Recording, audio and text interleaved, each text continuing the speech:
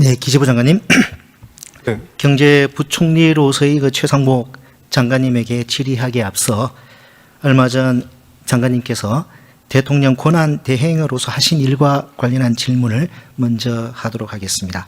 좀 불편하실 수 있을 것 같습니다. 하지만 주권자인 국민의 목소리를 대변해야 할 국회의원의 헌법적 의무에 따라 질문하는 것임을 말씀드립니다.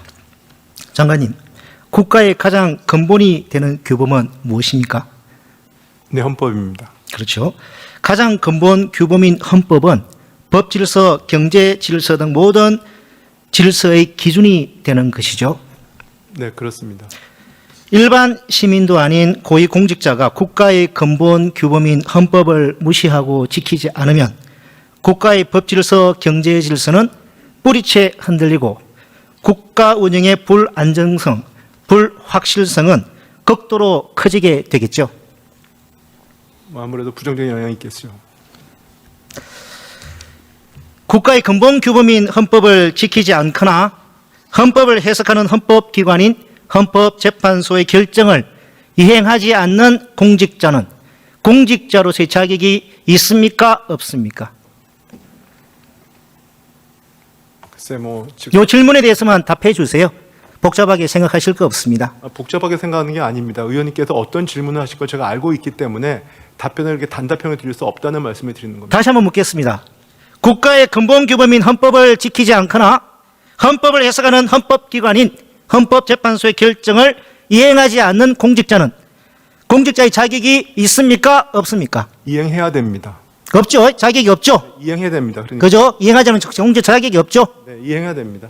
장관님, 근데 왜 헌법 안 지키시고 헌법재판소의 결정도 준수하지 않으셨습니까? 준수하지 않은 게 아닙니다. 준수하려고 노력을 했습니다. 그게 노력한 거라고 지금 강변하고 계시는 겁니까? 저는 헌법 질서가 돌아가기 위해서 두 사람을 임명을 했고요. 그걸 우리 주권자 국민들께서 이해할 수 있다고 생각하십니까? 아니, 제 설명도 들어보셔야 되지 않겠습니까? 됐습니다, 장관님. 장관님은 권한대행 시절 국회가 선출한 헌법재판관을 장기간 임명하지 않는 위헌적이고 불법적인 직무유기로 정치적 불확실성을 정대하고 장기화시켰습니다. 대통령 권한대행을 하실 때 위헌 위법한 행위로 인해서 큰 혼란과 어려움을 겪으신 우리 국민들께 이 자리를 빌려 사과하실 용의 없으십니까? 그렇게 의원님께서 말씀하신 부분에 대해서도 저도 좀 안타깝게 생각합니다. 안타깝기만 하십니까? 제 얘기 좀 들어보시죠. 그 두 사람을 임명하고 나서 국무위원들의 반대가 심했습니다. 근데 국무회의도 헌법기관입니다. 그래서 일단은 헌재 판결이 결정이 났을 때 저 따르려고 노력을 했고요. 장관님, 근데 그때 헌재 결정이 헌법재판소의 결정을 다른 국무위원들이 따르지 않아도 된다 그러면 안 따라도 되는 겁니까? 그게 아닙니다. 헌법은 국무회의가 절대 명령입니다. 헌법기관이 돌아가야 되는 것이고요. 됐습니다. 그 당시에는 저 총리하고 대통령의 이미 변론 정의를 끝난 상황입니다. 저도 노력을 했고요. 자, 그러면 사과하실 용의가 없으시다는 거네, 지금도. 사과하실 용의 없으십니까? 최대한 노력을 했다는 말씀을 드립니다. 사과하지 않으시네요. 좋습니다. 법적으로, 역사적으로 준엄한 심판을 받게 될 것입니다. 자, 장관님. 자영업자 관리에서 질의하겠습니다. 지난 15일 국회 현안 질의에서 존경하는 안도걸 의원님께서 자영업자가 어렵다는 질의를 하셨습니다. 이에 대해서 장관께서는 자영업자 하시는 분들도 결국 구조적인 요인들의 변화에 못 따라간 부분도 있다. 자영업자 분께서 어려운 부분은 경기적인 이유도 있지만 온라인 판매가 늘어난 구조적인 요인도 있다. 재정을 써서 되는 것들이 아니기 때문에 시간이 필요했다라고 답변하신 적 있죠. 답변 시간이 짧아서요. 안도걸 의원님은 재정을 말씀하셨기 때문에 예, 제가 여러 시간 관계상 필요하다는 말씀하신 적이 있으시죠. 제가 이 자영업자의 어려움을 모른다 이런 말씀드린 건 아닙니다. 네, 물론 장관님 말씀처럼 소위 디지털 플랫폼이 삶의 곳곳을 차지하면서 자영업 행태에 큰 변화가 있는 것은 사실입니다. 그 과정에서 플랫폼 본사와 자영업자들 간의 갈등도 커지고 있습니다.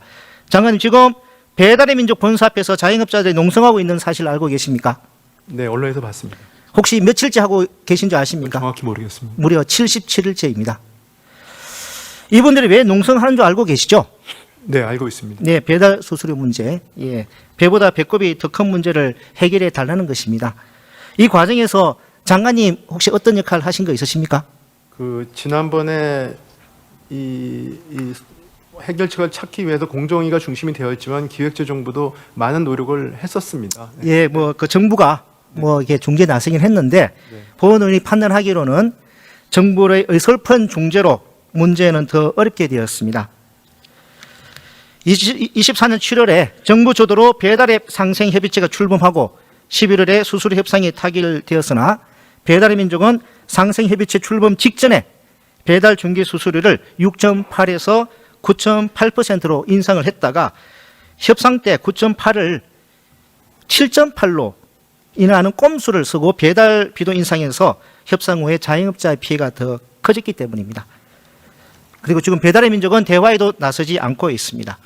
한 자영업자분은 국내 언론에서 이렇게 인터뷰하셨습니다. 그 내용을 온전히 전해드리겠습니다. 자영업자들이 어려운 것은 온라인 판매 때문이 아니라 정부가 플랫폼 자율 규제라는 명목하에 거대 사업자들이 터무니없이 높은 수수료를 방치한 결과이고 그렇지 않아도 어려운 상황에서 비상계엄 사태로 자영업자들이 질서 있게 퇴장하거나 시장 변화에 적응할 시간조차 빼앗겼다. 자영업자들은 특별한 혜택을 요구하는 것이 아니라 단지 공정한 시장 환경 속에서 정상적으로 영업할 수 있는 일상을 원할 뿐이다. 이 점에 대하여 부총리님은 어떻게 답변하실 건가요? 잠깐 시간을 드릴 테니까 여기에 대해서 답변하실 수 있겠습니까? 네, 뭐 지금 자영업자 분들의 어려운 부분에 대해서 저희도 뭐 정책 당국자로서 그냥 안타깝게 생각합니다. 근데 이걸 해결하는 방법이라는 게 사실은 그 현행법 체계 내에서 한계가 있는 측면이 있습니다. 그래서 좀 이 플랫폼 사업자들 간에 자율적인 합의를 노력을 했는데 그게 여의치 않았습니다. 그런 측면이 있는데 좀 더 이게 다른 방법이 있는지 저희도 고민을 같이 해보겠습니다. 추가적으로 이어서 질문해 보겠습니다. 자, 우리나라 자영업자 50대 이상이 50.3%로 가장 많고 창업 직전에는 53%가 직장인 임금 근로자였습니다. 왜 50대 이상 직장인이 자영업 창업에 뛰어들겠습니까? 그건 우리나라의 형편없는 사회 안전망 때문이 아닙니까? 네, 그렇기 때문에 계속 고용 문제도 네, 네. 해결해야 될 이슈입니다. 네. 자, 자영업자 문제 외에 노동자 문제 관련해서도 짚어보겠습니다. 지난해 세수 부족으로 산재기금 끌어다 쓰셨죠? 네. 그런데 세수가 부족하다고 2023년 11월에 산재기금에서 예탁한 1.6조 원가량 상환하지 않고 기간 연장했죠. 네, 그렇습니다. 그러다 보니까 올해 산재기금이 공자기금에 예탁한 금액이 4.85조 원에 달합니다. 예년보다 대단히 많습니다. 정부로서는 어차피 만기까지 이자를 지급하고 돌려주는 것이니까 문제없다고 생각할지 모르겠습니다. 하지만 문제가 있습니다. 2023년 11월 달에 산재기금이 공자기금에 예탁한 1.6조 원, 금리가 얼마인 줄 아십니까, 장관님? 금리 뭐 3.86%인가 지금 말씀드리겠습니다. 네네. 그런데 지난해 산재보험기금 여유재원 운용 수익률이 얼마인 줄 아십니까? 8.56%입니다. 2배 넘는 차이가 납니다. 즉 정부에 예탁하지 않고 운용했더라면 더 높은 수익률로 산재기금의 재정에 기여했을 자금을 공자기금에 예탁함으로써 손해를 보게 된 것입니다. 단순 계산해서 1.6조 원을 운용하지 않고 예탁함으로써 보게 되는 손해는 750억 원이 넘습니다. 이게 다 노동자의 업무상 재해를 보상하고 재해 예방에 사용되어서 할 노동자들의 몫입니다. 이걸 부자들 감세해주고 세수가 부족하다고 끌어다 쓴 것입니다. 이게 약자 방치고 아니고 무엇입니까? 전 정권인 윤석열 정부는 약자 방치 정부였습니다. 그 중심에 바로 최상목 장관께서 계셨습니다. 의원님. 게다가 최상목 장관께서는 약자는 방치하고 사익은 극대화했습니다. 미국 국채 투자 관련해서 질문하겠습니다. 많은 분들이 장관께서 환율에 베팅했다고 지적하는데 본의원은 그건 일부만 맞다고 생각합니다. 장관께서 투자한 채권, 저쿠폰 채권이죠. 소위 저쿠폰 채권 맞죠? 자본이 더, 그러니까 채권 가격이 상승하면 차익을 노리기 위해 투자하는 거 맞죠? 알고 계시죠?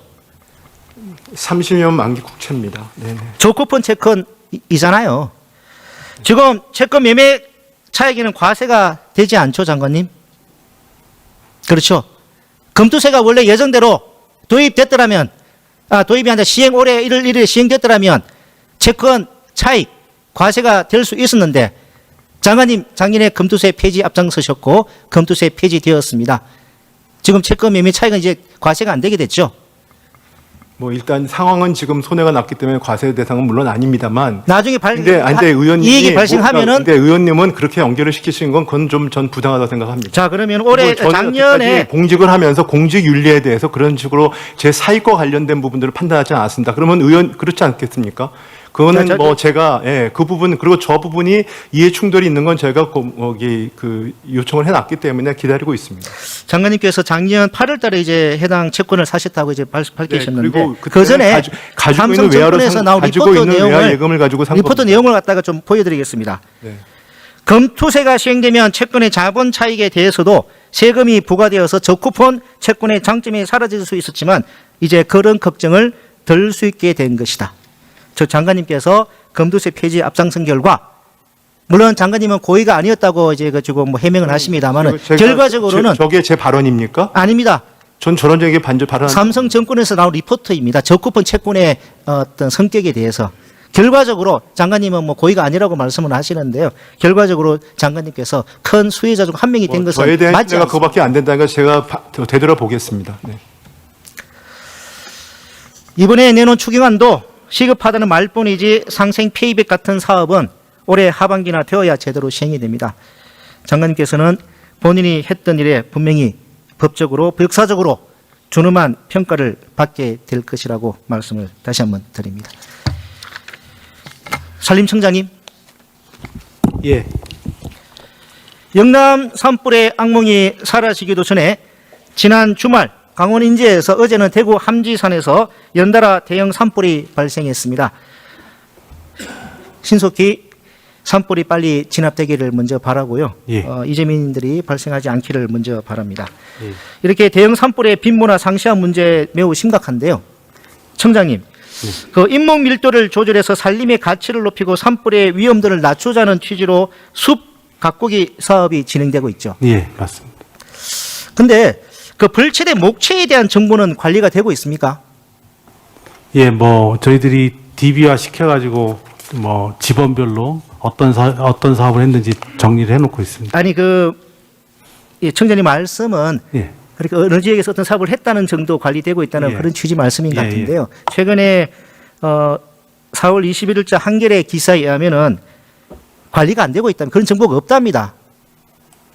그거는 구규림에 대해서는 구규림에서 생산된 목재, 숯가꾸기로 인해서 생산된 목재가 유통되는 거는 저희들이 판매된 데가 다 파악이 되는데 사유림에서 뭐 매각되거나 판매된 목재에 대해서는 저희가 다 일일이 파악하기 좀 어려운 실정입니다. 그 기사 내용과 좀 다른 것 같은데요. 자, 청장님, 숲 가꾸기 사업 올해만 해도 2,400억 예산 투입되었죠. 예. 매년 2천억 원이 넘는 예산이 좀 집행되는 것 같습니다. 예. 산림청 예산 탑3 안에 드는 대형 사업인데 그 한겨레 그 기사 언론의 보도에 의하면은 벌채목의 처리 방법은 물론 몇 년생 어떤 나무를 베었는지 관리가 되고 있지 않다고 그 언론 보도가 되었거든요. 예.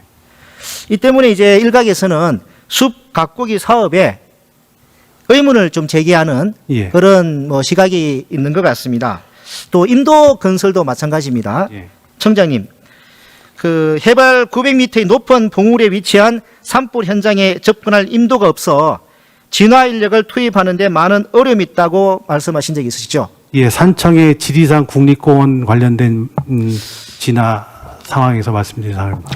그런데 이제 행안부 산하에 국립재난안전연구원 또 여기 환경부 장관님 나오시 계신 것 같은데 환경부 산하의 국립공원공단은 인도가 산사태의 주 원인이라고 좀 지목을 하고 있습니다. 또 시민단체는 인도 때문에 바람의 순환이 더 원활해져 산불 확산이 더 빠르게 된다고도 주장하는 그런 내용도 있습니다. 청장님, 인목 밀도와 인도 개설 등 찬반 논쟁이 분분한 상황인 것 같습니다.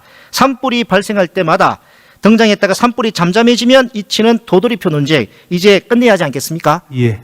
그래서 국회에서 산불 특위가 이제 가동되는 것과 별개로 숲 가꾸기 사업과 인도 개설 등 산림청과 산불 재난을 둘러싼 논쟁을 종실 필요가 있는 것 같습니다. 예. 본회의는 청문회를 개최해서 관련 부처, 시민단체, 환경단체 전문가들이 한자리에 모여 집단지성으로 해결책을 모색하고 합리적인 대화. 저는 100% 동의합니다. 한 자리에 모여서 서로 어떤 것들을 오해하고 있는지 풀 필요가 있다고 생각합니다.